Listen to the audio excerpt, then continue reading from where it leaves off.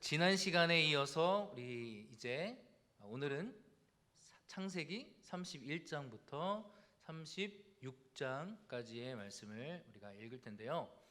야곱의 이야기가 계속되고 있습니다.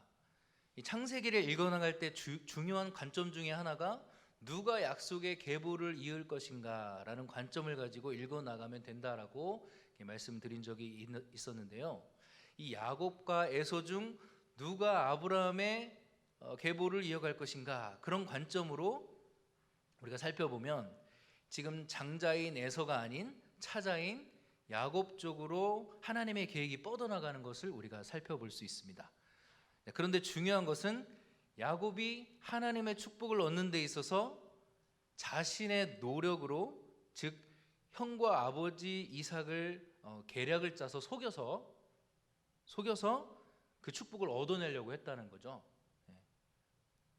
자신의 힘과 지혜로 하나님의 뜻을 이루려고 하는 자가 바로 야곱이었습니다.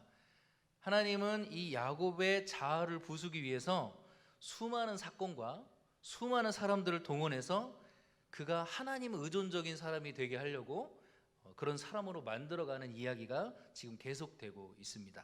자, 오늘 읽을 31장에서 36장에는요, 야곱이 라반을 떠나 고향 땅으로 돌아가는 그 야곱의 인생 전반전이 마무리되고 있는 그런 내용입니다.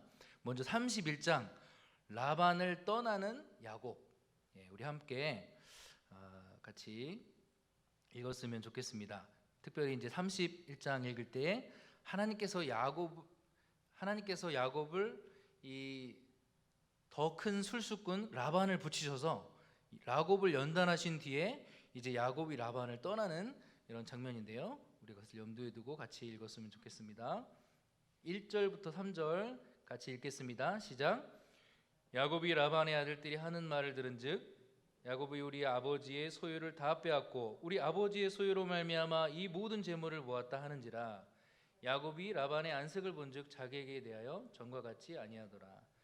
여호와께서 야곱에게 이르시되 내 조상의 땅 내 족속에게로 돌아가라.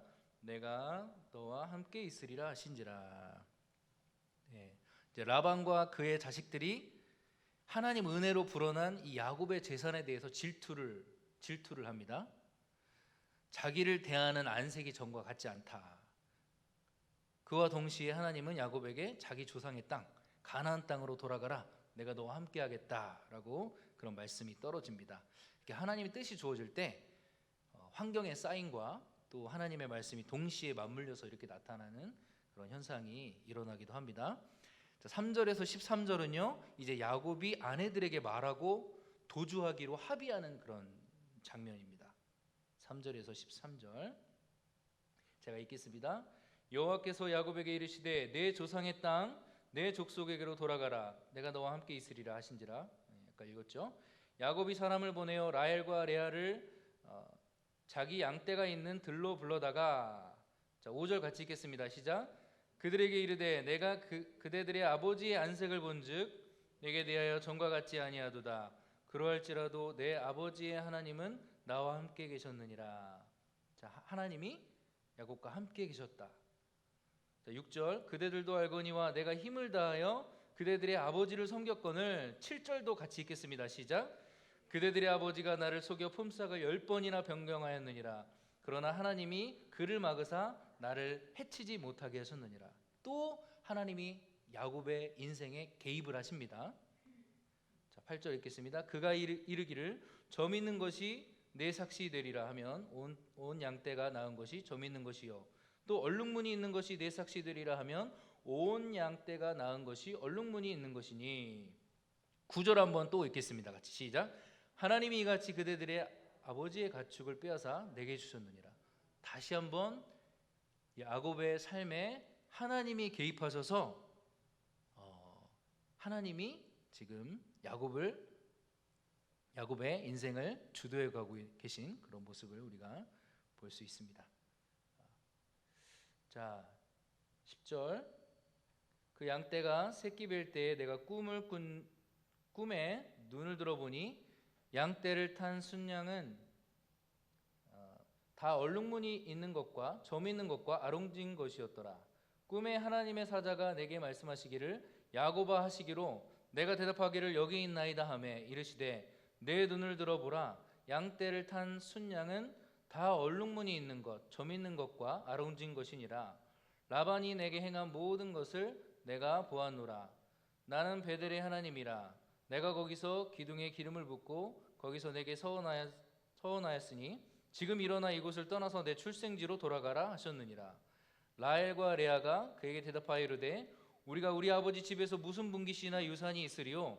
아버지가 우리를 팔고 우리의 돈을 다 먹어버렸으니 아버지가 우리를 외국인처럼 여기는 것이 아닌가?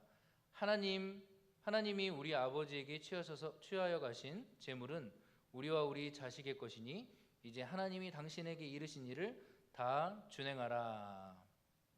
네. 이렇게 해서 지금 도주하기로 합의를 하는 그런 장면이 나오고 있습니다. 여기서도 보면은 이제 우리가 야곱이 이상한 그런 유전공학 방법으로 교배를 시켰는데 양들을 교배를 시켰잖아요. 그것 때문에 부자가 된 것이 아니라 그 성공 배후에는 하나님이 있었다라는 신앙 고백을 야곱이 계속 지금 드리고 있습니다. 라반은 어떻게든 안 주려고 점 있는 것, 얼룩무늬 있는 것, 확률 없는 것만 라반의 것으로 정했는데 하나님이 개입하셔서 양들이 이제 점 있는 것만 낳는 거예요. 하나님이 개입하시니까 양들이 얼룩무늬 있는 것만 계속 낳는 거예요. 그래서 야곱의 재산이 하나님의 은혜로 불어나게 되었다라는 것들을 우리가 보여주고 있습니다. 자, 하나님의 개입은 여기서 멈추지 않습니다. 17절에서 42절, 17절에서 42절 말씀인데요. 좀 길죠. 길지만 우리가 시간을 절약하기 위해서 한꺼번에 읽겠습니다. 제가 읽겠습니다. 야곱이 일어나 자식들과 아내들을 낙타들에 태우고 그 모은 바 모든 가축과 모든 소유물 곧 그가 바탕 아람에서 모은 가축을 이끌고 가나안 땅에 있는 그의 아버지 이삭에게로 가려 할세. 그때 라반이 양털을 깎으러 갔으므로 라헬은 그의 아버지의 드라빔을 도둑질하고 야곱은 그 거취를 아람 사람 라반에게 말하지 아니하고 가만히 떠났더라. 그가 그의 모든 소유를 이끌고 강을 건너 길르앗 산을 향하여 도망한 지 3일 만에 야곱이 도망한 것이 라반에게 들린지라. 라반이 그의 형제를 거느리고 7일 길을 쫓아가 길르앗 산에서 그에게 이르렀더니 24절 같이 읽겠습니다. 시작. 밤에 하나님이 아람 사람 라반에게 현몽하여 이르시되 너는 삼가 야곱에게 선악간에 말하지 말라. 또 하나님이 야곱의 인생에 개입을 하셔서 위기의 순간에 다시 한번 또 개입을 하시는 장면입니다. 25절. 라반이 야곱을 뒤쫓아 이르렀으니 야곱이 그 산의 장막을 친지라. 라반이 그 형제와 더불어 길르앗 산에 장막을 치고 라반이 야곱에게 이르되 내가 나를 속이고 내 딸들을 칼에 사로잡힌 자같이 끌고 갔으니 어찌 이같이 하였느냐. 내가 즐거움과 노래와 북과 수금으로 너를 보내갔거늘 어찌하여 네가 나를 속이고 가만히 도망하고 내게 알리지 아니하였으며 내가 내 자손들과 딸들에게 입맞추지 못하게 하였으니 내 행위가 참으로 어리석도다. 29절 같이 읽겠습니다. 시작. 너를 해할 만한 능력이 내 손에 있으나 너희 아버지 하나님이 어젯밤에 내게 말씀하시기를 너는 삼가 야곱에게 다시 한번 하나님의 보호하심이 또 확증이 되고 있죠. 라반의 입술을 통해서. 30절. 이제 내가 내 아버지 집을 사모하여 돌아가려는 것은 옳거니와 어찌 내 신을 도둑질하였느냐. 야곱이 라반에게 대답하여 이르되 내가 생각하기를 외삼촌의 딸들을 내게서 억지로 빼앗으리라 하여 두려워하였음이니이다. 외삼촌의 신을 누구에게서 찾든지 그는 살지 못할 것이요 우리 형제들 앞에서 무엇이든지 외삼촌의 것이 발견되거든 외삼촌에게로 가져가소서 하니 야곱은 라헬이 그것을 도둑질한 줄을 알지 못함이었더라. 라반이 야곱의 장막에 들어가고 레아의 장막에 들어가고 두 여종의 장막에 들어갔으나 찾지 못하고 레아의 장막에서 나와 라헬의 장막에 들어가매 라헬이 그 드라빔을 가져 낙타 안장 아래에 놓고 그 위에 앉은지라 라반이 그 장막에서 찾다가 찾아내지 못하매 라헬이 그 아버지에게 이르되 마침 생리가 있어 일어나서 영접할 수 없사오니 내 주는 노하지 마소서 하니라. 라반이 그 드라빔을 두루 찾다가 찾아내지 못한지라. 야곱이 노하여 라반을 책망할세 야곱이 라반에게 대답하여 이르되 내 허물이 무엇이니까 무슨 죄가 있기에 외삼촌께서 내 뒤를 급히 추격하시나이까. 외삼촌께서 내 물건을 다 뒤져보셨으니 외삼촌의 집안 물건 중에 무엇을 찾아내었나이까. 여기 내 형제와 외삼촌의 형제 앞에 그것을 두고 우리 둘 사이에 판단하게 하소서. 이제 내가 20년을 외삼촌과 함께 하였거니와 외삼촌의 암양들이나 암염소들이 낙태하지 아니하였고 또 외삼촌의 양떼의 순양을 내가 먹지 아니하였으며 물려 찢긴 것은 내가 외삼촌에게로 가져가지 아니하고 낮에 도둑을 맞았든지 밤에 도둑을 맞았든지 외삼촌이 그것을 내 손에서 찾았으므로 내가 스스로 그것을 보충하였으며 내가 이와 같이 낮에는 더위와 밤에는 추위를 무릅쓰고 눈 붙일 겨를도 없이 지냈나이다.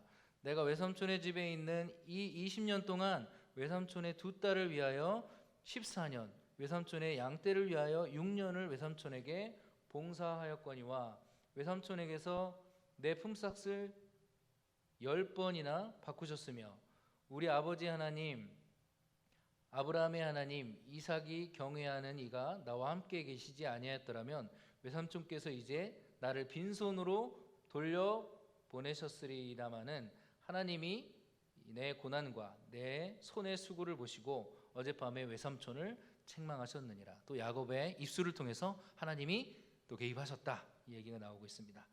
자, 43절부터 45절 그냥 쭉 같이 읽겠습니다. 시작.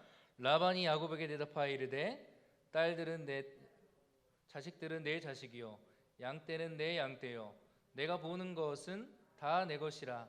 내가 오늘 내 딸들과 그들이 낳은 자식들에게 무엇을 하겠느냐.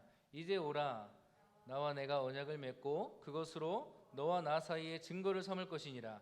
이에 야곱이 돌을 가져다가 기둥을 세우고 또 형제들에게 돌을 모으라 하니 그들이 돌을 가져다가 무더기를 이루매 무리가 거기 무더기 곁에 먹고 라반은 그것을 여갈사두다라고 불렀고 야곱은 그것을 갈레시라고 불렀으니 라반의 말에 오늘 이 무더기가 너와 나 사이에 증거가 된다 하였으므로 그 이름을 길레시라 불렀으며 또 미스바라 하였으니 그의 말에 우리가 서로 떠나 있을 때에 여호와께서 나와 너 사이를 살피시옵소서 함이라. 만일 내가 내 딸을 박대하거나 내 딸들 외에 다른 아내들을 맞이하면 우리와 함께 할 사람은 없어도 보라 하나님이 나와 너 사이의 증인이 되시느니라 함이었더라. 라반이 또 야곱에게 이르되 내가 나와 너 사이에 둔 이 무더기를 보라. 또 이 기둥을 보라. 이 무더기가 증거가 되고 이 기둥이 증거가 되나니 내가 이 무더기를 넘어 내게로 가서 해하지 않을 것이요 내가 이 기둥을 넘어 내게로 와서 해하지 아니할 것이라. 아브라함의 하나님 나홀의 하나님 그들의 조상의 하나님은 우리 사이에 판단하시옵소서 하매 야곱이 그의 아버지 이삭이 경외하는 일을 가리켜 맹세하고 야곱이 또 산에서 제사를 드리고 형제들을 불러 떡을 먹이니 그들이 떡을 먹고 산에 밤을 지내고 라반이 아침에 일찍 일어나 손자들과 딸들에게 입맞추며 그들에게 축복하고 떠나 고향에게 돌아갔더라. 아멘. 예, 참 깁니다. 예, 야곱과 라반이 언약을 맺는 이런 장면이었고요. 자, 31장을 우리가 읽었는데 31장의 포인트는 뭐냐? 야곱이 고난 많은 삶에 하나님의 초자연적인 보호와 개입이 있었다라는 것들을 우리가 31장을 통해 볼 수 있습니다. 야곱은 절대로 라반을 이길 수가 없습니다. 그렇죠? 한 수 위인 라반을 이길 수가 없었습니다. 그러나 하나님이 개입하셔서 야곱을 부유하게 하셨고 하나님이 개입하셔서 라반이 야곱을 해하지 못하도록 그때그때마다 역사하셨다는 거예요. 야곱은 어떤 사람이에요? 자기 주도적인 사람이에요. 머리로 계획하는 사람이죠. 열심히 노력하는 사람이지만 결국 노력이 아니라 야곱은 은혜로 만들어진 사람이다라는 것들을 보여주고 있습니다. 그래서 사도 바울은 로마서 9장에서 야곱을 인용하면서 이렇게 말을 했어요. 원하는 자로 말미암음도 아니요 다른 박제라는 자로 말미암음도 아니요 오직 긍휼히 여기시는 하나님으로 말미암음이니이다. 그러니까 신자들이 천국으로 가는 이 신앙 여정은 결국 우리의 노력과 행위로 가는 것이 아니고 하나님의 은혜가 있어야 가능하다라는 것이 이 야곱의 생애를 통해서 우리에게 보여주는 그런 모습입니다. 우리의 신앙 여정의 성공은 야곱처럼 자기 머리를 써서 노력하고 애쓰고 하는 것이 아니라 하나님의 개입과 하나님의 은혜가 있어야 가능하다라는 것을 우리가 31장을 통해 볼 수가 있습니다. 자, 32장 보겠습니다.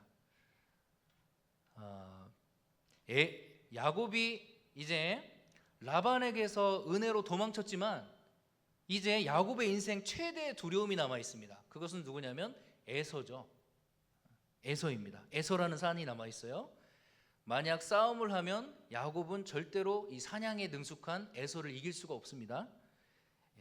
이 장을 읽을 때에 우리가 염두에 둘 것은 야곱이 또 자신의 술수를 의지할 것이냐 아니면 하나님을 의지할 것이냐 이것을 우리가 염두에 두면서 32장을 한번 읽어 나갔으면 좋겠습니다. 1, 2절 같이 읽겠습니다. 시작. 야곱이 길을 가는데 하나님의 사자들이 그를 만난지라. 야곱이 그들을 볼 때 이르기를 이는 하나님의 군대라 하고 그 땅 이름을 마하나임이라 하였더라. 자, 1, 2절에서 야곱이 하나님의 천사들을 만나죠. 근데 이 이름이 마하나임이에요. 이 뜻은 하나님의 군대, 하나님의 부대 이런 뜻입니다. 이 마하나임은 가나안 땅의 경계인데 그림 한번 보여줄 수 있으세요? 아까 PPT의 그림 갑니까? 이거 말고 굉장히 가까이에 있죠. 지금 마하나임, 그 다음에 야복강, 브니엘 굉장히 가까이에 있습니다. 자, 마하나임은 가나안 땅의 경계선인데 중요한 것은 야곱이 하나님을 찾은 것이 아니라 하나님의 사자들이 야곱을 찾았다라고 돼 있어요. 그렇죠? 그러니까 하나님이 야곱을 보호하라고 마중을 보내신 거죠. 자, 이 야곱은 이 하나님의 군대를 만나고 라반으로부터 나를 지키신 그 전능한 하나님이 이제 에서로부터도 나를 지켜줄 것이다 라고 믿어야 했습니다. 믿어야 했습니다. 자, 그런데 이 야곱은 너무나 큰 두려움 때문에 하나님을 온전히 의지하지 못하는 모습이 또 이제 펼쳐지게 되는데요. 우리 3절부터 11절 제가 읽겠습니다. 야곱이 세일 땅 에돔들에 있는 형 에서에게로 자기보다 앞서 사자들을 보내며 그들에게 명령하여 이르되 너희는 내 주 에서에게 이같이 말하라. 주의 종 야곱이 이같이 말하기를 내가 라반과 함께 거류하며 지금까지 머물러 있었사오며 내가 소와 나귀와 양떼와 노비가 있었으므로 사람을 보내어 내 주께 알리고 내 주께 은혜 받기를 원하나이다 하라 하였더니 사자들이 야곱에게 돌아와 이르되 우리가 주인의 형 에서에게 이른즉 그가 400명을 거느리고 주인을 만나려고 오더이다. 야곱이 심히 두렵고 답답하여 자기와 함께한 동행자와 양과 소와 낙타를 두 떼로 나누고 이르되 에서가 와서 한 떼를 치면 남은 한 떼는 피하리라 하고 이렇게 또 머리를 굴리죠. 머리를 굴리고 있습니다.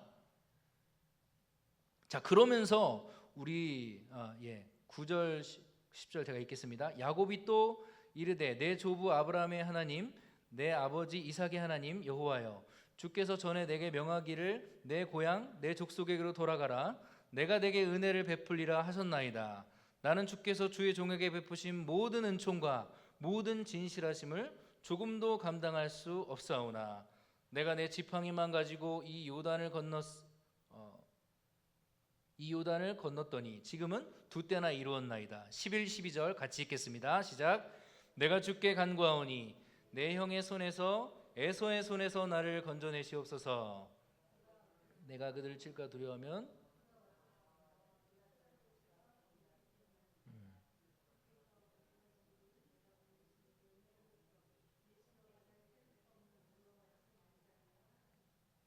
분명히 지금 이렇게 기도를 하고 있죠.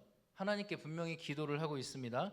그런데 그것과 동시에 머리를 굴려서 자기 무리를 두 그룹으로 나누고, 자, 그 이후에 이제 13절부터 23절에는 또 이제 야곱의 꾀를 야곱의 머리를 굴리는 모습이 또 한번 그런 나타나 있습니다.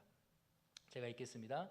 야곱이 거기서 밤을 지새고 그 소유 중 에서 형 에서를 위하여 예물을 택하니 암염소가 200이요 수염소가 20이요 암양이 200이요 순양이 20이요 전나는 낙타 30과 그 새끼요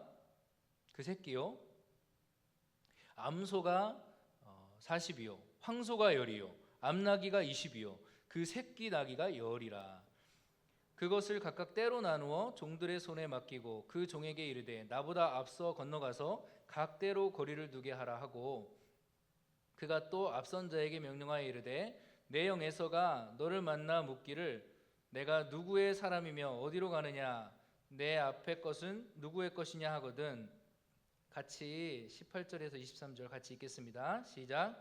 대답하기를 야곱의 것이요 자기 주 에서에게로 보내는 예물이오며 야곱도 있나이다 하라 하고, 그 둘째와 셋째와 각 때를 따라가는 자에게 명령하여 이르되 너희도 에서를 만나거든 곧 이같이 그에게 말하고, 또 너희를 말하기를 주의 종 야곱이 우리 뒤에 있다 하라 하니, 이는 야곱이 말하기를 내가 내 앞에 보내는 예물로 형의 감정을 푼 후에 대면하면 형이 혹시 나를 받아주리라 함이었더라. 그 예물은 그의 앞에 앞서 보내고 그의 무리가 가운데서 밤을 지내다가 밤에 일어나 두 아내와 두 여종과 11 아들을 인도하여 야복강 나루를 건널새 그들을 인도하여 시내를 건너가게 하며 그의 소유도 건너가게 하고. 자, 야곱이 다시 한번 머리를 쓰고 자기가 좋아하는 술수를 쓰면서 머리를 굴리고 있는 그런 장면이죠.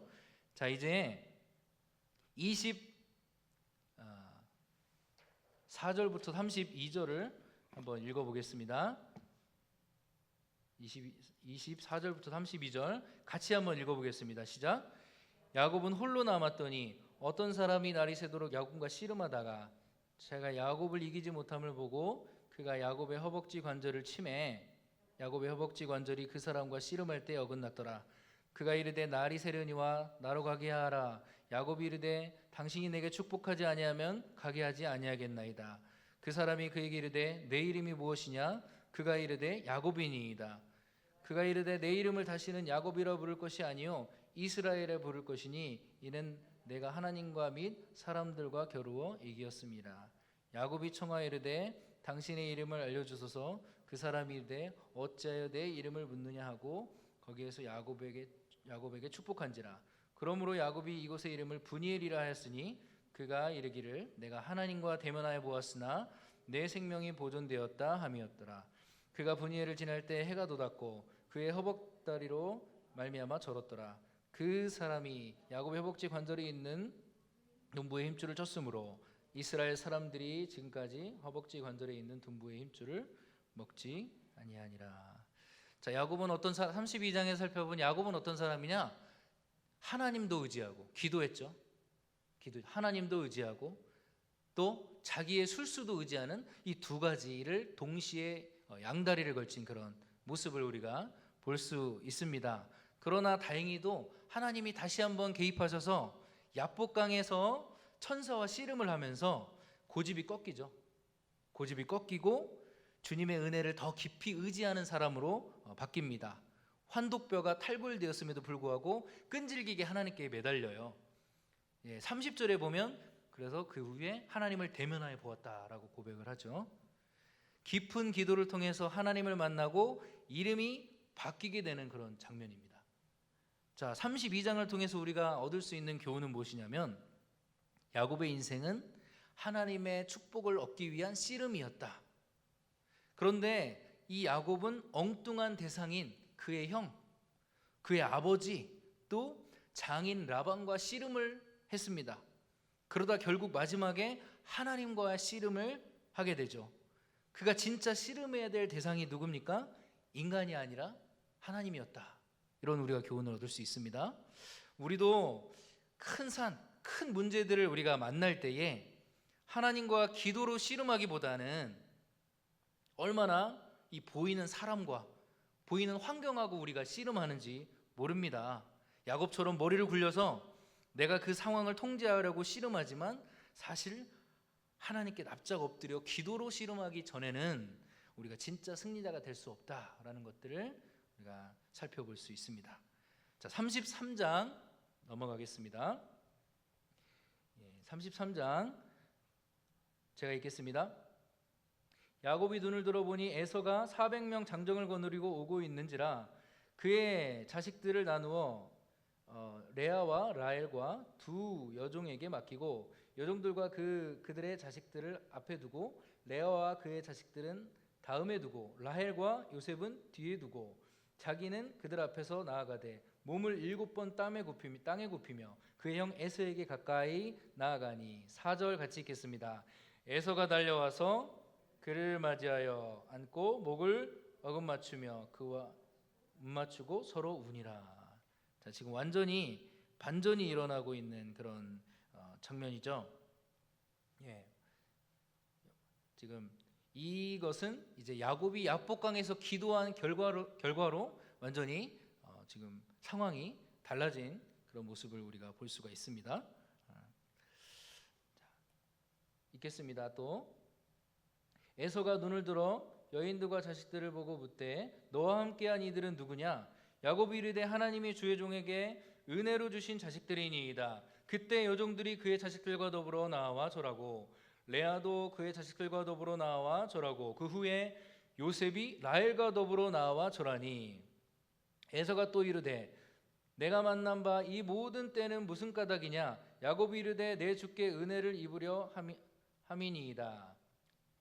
에서가 이르되 내 동생아 내게 있는 것이 족하니 내 소유는 내게 두라. 야곱이 이르되 그렇지 아니하니이다. 내가 형님의 눈앞에 은혜를 입었사오면 청하건대 내 손에서 이 예물을 받으소서. 내가 형님의 얼굴을 배운즉 하나님의 얼굴을 본 것과 같사오며 형님도 나를 기뻐하심이니이다. 하나님이 내게 은혜를 베푸셨고 내 소유도 족하오니 청하건대 내가 형님께 드리는 예물을 받으소서 하고 그에게 강권함에 받으니라. 에서가 이르되 우리가 떠나자. 내가 너와 동행하리라.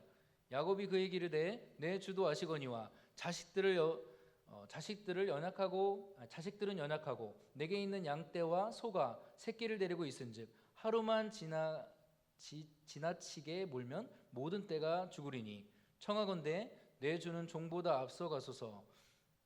나는 앞에 가는 가축과 자식들의 걸음대로 천천히 인도하여 세일로 가서 내 주께 나아가리이다. 에서가 이르되 내가 내 종 몇 사람을 내게 머물게 하리라. 야곱이 이르되 어찌하여 그리하리까? 나로 내 주께 은혜를 얻게 하소서 하매 그날에 에서는 세일로 돌아가고 야곱은 숫곳에 이르러 자기를 위하여 집을 짓고 그의 가족을 위하여 우릿간을 지었으므로 그 땅 이름을 숫곳이라 부르더라. 18절부터 20절 같이 읽겠습니다. 시작. 야곱이 바단 아람에서부터 평안히 가나안 땅 세겜 성읍에 이르러 그 성읍 앞에 장막을 치고 그가 장막을 친 밭을 세겜의 아버지 하몰의 아들들의 손에서 베크시타에 샀으며 거기서 제단을 쌓고 그 이름을 엘엘로에 이스라엘이라 불렀더라. 아멘. 자, 야곱은 계속 지금 계획을 짜죠. 야곱은 계속 계획을 짭니다. 그런데 궁극적으로 하나님이 그 계획을 계속 무산시켜요. 야곱이 안전을 위해서 계획을 짰지만 그 노력이 헛수고였음을 우리가 보여주고 있습니다. 그리고 방금 우리가 읽은 33장 18절에서 20절은 세겜에서의 야곱을 이렇게 보여주는데요. 야곱이 에서를 따라가지 않고 세겜에 머뭅니다. 그래서 이 세겜에 가서 약속의 땅 가나안의 일부를 사죠. 돈을 주고 삽니다. 할아버지 아브라함이 가나안 땅에 맨 처음 들어와서 예배한 곳이 바로 이 세겜이에요. 이 땅을 사서 여기서 예배를 합니다. 이 야곱이 약속의 땅 가나안을 이 밭을 산 것은 매우 중요한 역할을 하는데요. 이것은 후에 이스라엘인들이 요셉의 뼈를 가지고 이곳에 와서 세겜에 와서 묻습니다. 여기에. 그리고 본문에는 나오지 않지만 야곱의 우물이 이곳에 야곱의 우물을 받고 바로 이곳이 수가성, 신약에 나오는 수가성, 그 야곱의 우물이 바로 여기가 되는 거죠. 따라서 이것은 하나님께서 궁극적으로 가나안 땅을 주시겠다라는 것에 대한 약속의 사인이다. 이 땅을 산 것이 그렇게 볼 수가 있습니다. 자, 34장부터는 읽지 않고 이제 부분적으로만 읽고 설명하겠습니다. 34장부터. 자, 야곱이 믿음으로 땅을 산 것은 좋은 일이지만 세겜 땅에 머무는 것은 궁극적인 하나님의 뜻이 아니었습니다. 왜냐하면 야곱은 원래 베델에서 서원할 때 20년 전에 이곳에 무사히 돌아오게 해주시면 이 돌이 성전의 기둥이 될 것이며 하나님을 섬기겠습니다 라고 서원을 했기 때문에 베델로 돌아가서 마침표를 찍어야 됐어요. 베델로 돌아가 있어야 돼요. 그런데 그 서원을 까맣게 잊어버리고 땅도 사고 재산도 많고 자식들도 많으니 이 땅을 사서 이제 자신의 힘으로 한번 느슨하게 신앙생활을 하면서 한 10년 동안을 이곳에서 허비를 합니다. 이때 하나님의 계획에서 벗어나 있는 야곱이 다시 한번 인생의 위기를 맞이하게 되는 그런 장면인데요. 바로 34장에 디나가 강간을 당하는 그런 사건이 일어납니다. 34장을 여러분 우리가 한번 쭉 이제 우리가 읽어보시면은 등장하는 모든 인물들이 하나님의 구원 계획을 망쳐놓으려고 작정을 한 사람 같아요. 먼저 디나는 타락한 가나안 문화하고 거리를 두지 않았어요. 가까이 나갔습니다. 그리고 뭐 강간을 저지른 세겜은 말할 것도 없고 또 후에 가나안 사람들이 뭐를 제안하냐면 통혼을 제안해. 통혼. 같이 결혼하자. 자, 9절 10절 34장 9절 10절 같이 읽습니다. 시작. 우리 딸을 우리에게 주며 우리 딸을 너에게 데려가고 너희가 우리와 함께 거주하되 땅이 너희 앞에 있으니 여기 머물러 매매하며 여기서 기업을 얻으라. 자, 여기가 약속의 땅이니까 아주 그럴듯한 제안이죠. 여기서 머물러 살자. 그런데 하나님의 계획과 다릅니다. 왜냐하면 가나안 문화하고 섞이면 안 돼요. 순수한 신앙을 보존해야 돼요. 가나안 문화 섞이면 안 돼요. 지금 약속의 계보와 가나안 백성이 하나가 되어서 살자고 지금 제안이 들어온 거잖아요. 그러니까 하나님께서 아브라함의 씨를 보존하시려는 그 계획이 위기에 처한 거예요. 더럽혀질 위기에 처한 것입니다. 자, 이때 야곱의 잘못이 무엇이냐? 야곱은 이 통혼을 제안하는 가나안 사람들에게 뭐라고 했어야 되는데 그냥 침묵하면서 아무 얘기도 안 하고 가나안 사람들이 자기를 해칠까 봐 눈치만 보고 있었다는 거예요. 우리가 같이 여기서 머물 살자, 통혼하자 하는데도 눈치만 보고 있었다는 거죠. 그리고 야곱의 아들들의 문제는 뭐냐? 야곱의 아들들이 지금 어떻게 합니까? 할례를 시켜놓고 거짓말로 할례를 시켜놓고 다 죽여버리잖아요. 아들들의 문제는 뭐냐? 야곱 대신 일을 처리하려다가 너무나도 과도하게 보복을 했습니다. 보복을. 특별히 디나와 같은 배에서 태어난 시므온과 레위가 주도적으로 세겜 사람들을 완전히 다 진멸을 시켜버렸어요. 이때 과도한 보복 때문에 어떤 위기에 처하게 되냐면 하나님이 선택하신 야곱과 그 후손들이 전부 다 몰살될 위기에 처하게 된 거예요. 하나님이 선택해서 이들을 통해서 지금 구원 계획을 이뤄나가시려고 하는데 너무나 과도한 보복을 하는 바람에 몰살 위기에 처하게 되는 거죠. 우리 30절 같이 한번 읽어보겠습니다. 시작. 야곱이 시므온과 레위에게 이르되 너희가 내게 화를 끼쳐 나로 하여금 이 땅의 주민 곧 가나안 족속과 브리스 족속에게 악취를 내게 하였도다. 적은 그들이 모여 나를 치고 나를 죽이리니 나와 내 집이 멸망하리라. 위기에 처한 거예요. 실제로 야곱과 식구들은 계속해서 자기 계획으로 하나님의 계획을 위기에 빠뜨리고 있어요. 때로는 하나님보다 느리고 때로는 하나님보다 너무 앞선 계획들로 하나님의 계획을 망치려고 합니다. 그러나 그러한 인간들의 실수와 연약함에도 불구하고 하나님은 하나님의 계획을 계속적으로 이제 이루어 나가시는 이런 모습을 우리가 앞으로 볼 수 있습니다. 자, 35장 넘어가겠습니다.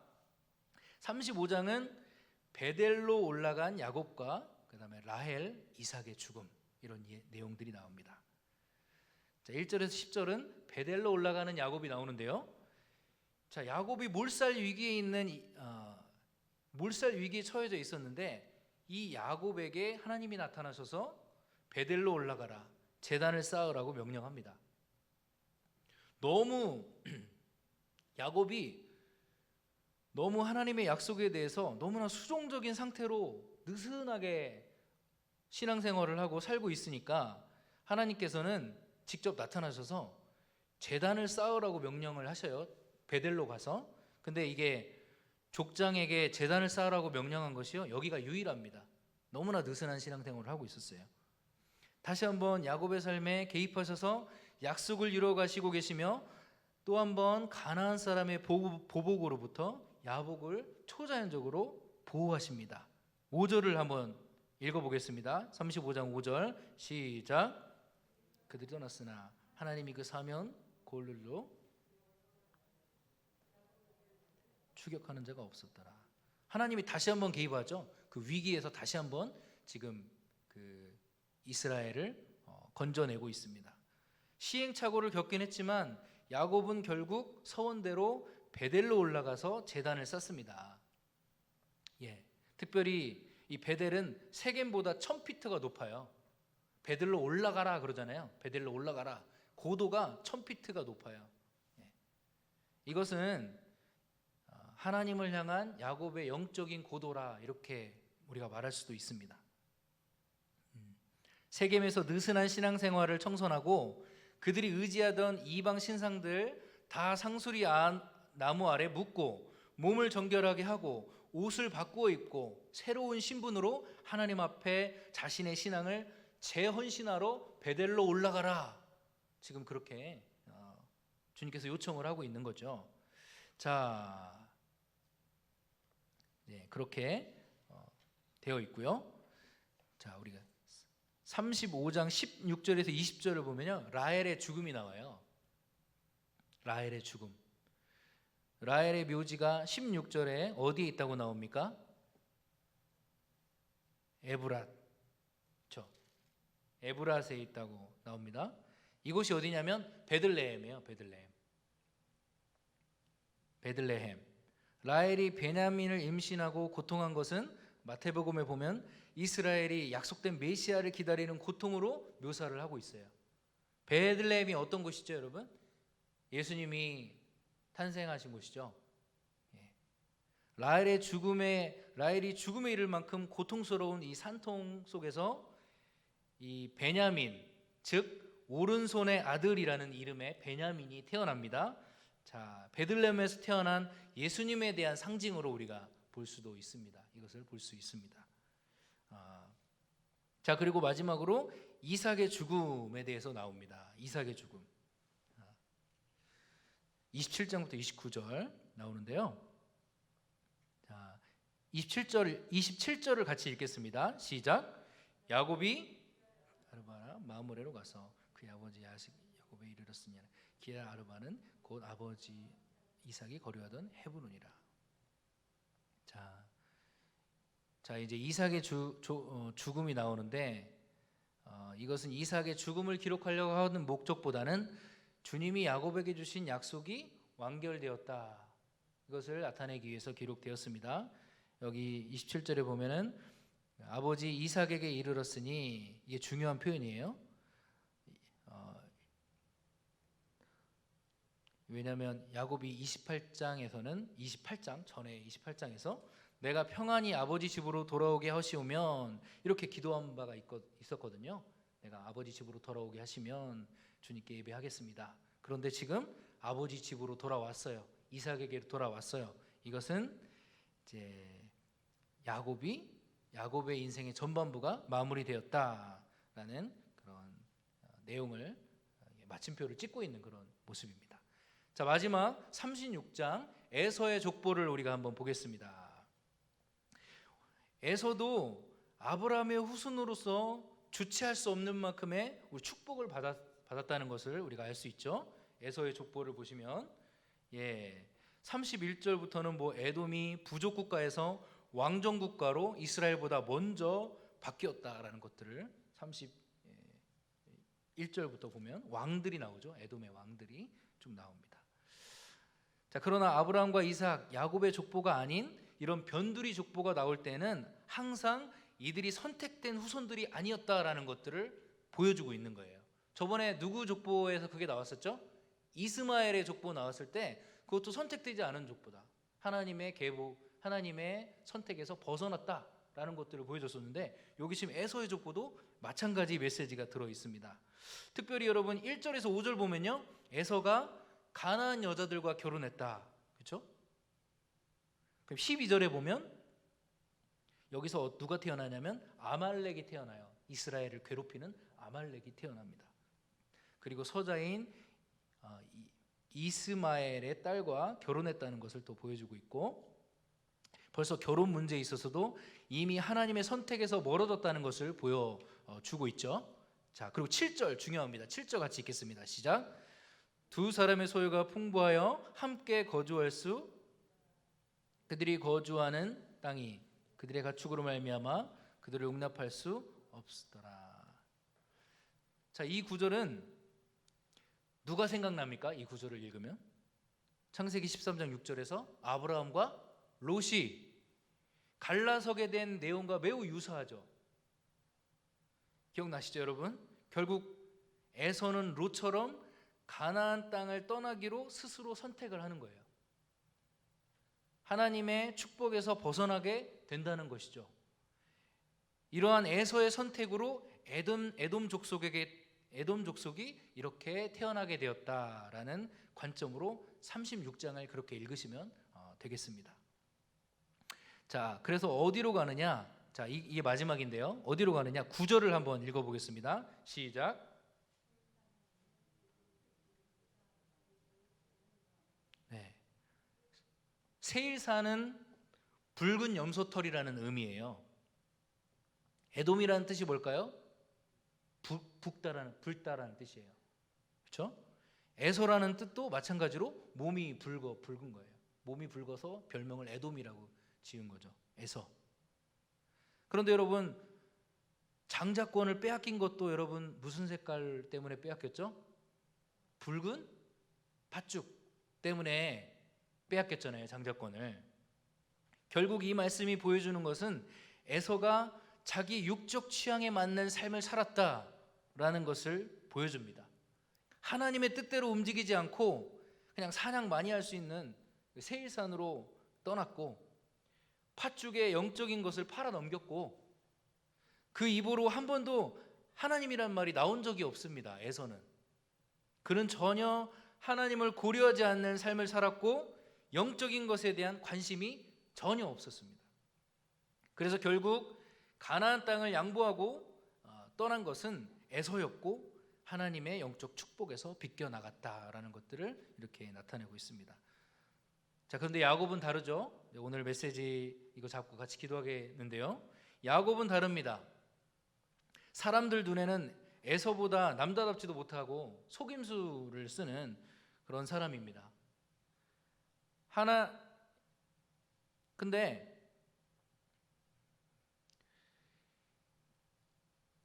하나님, 이 사람의 눈에는 그랬어도 이 야곱은요, 하나님이 가라는 대로 가는 사람이었어요. 하나님이 자기에게 베푸신 은혜를 알았고 하나님이 주신 약속과 영적인 복을 얻는데 지대한 관심을 가진 사람이 바로 야곱이었다는 것입니다. 우리는 영적인 관심을 가진 사람이 되어야 하겠습니다. 오늘 이 시간 마무리하면서 이 마지막 교훈을 가지고 우리가 같이 기도하고 마쳤으면 좋겠습니다. 하나님, 저희가 영적인 관심을 가진 그런 자가 되게 하여 주시옵소서. 그냥 이 세상에서 에서처럼 그냥 육적으로 성공하는 것, 그냥 좋은 대학 가고 좋은 직장에 들어가고 결혼을 잘했다는 거기에 안심하는 사람들이 아니라 하나님의 말씀과 그 말씀이 내 삶에 이루어지는 것에 관심을 가지게 하여 주시옵소서. 세상적인 복이 아니라 영적인 복을 추구하는 사람이 되게 하여 주시옵소서. 에서가 아니라 야곱이 되게 해달라고 우리가 같이 한번 기도하며 나갔으면 좋겠습니다. 하나님이 진짜 쓰시는 사람, 영적인 사람, 영적인 관심을 가진 야곱이 되게 해달라고 같이 한번 주여 한번 부르며 같이 기도하시겠습니다.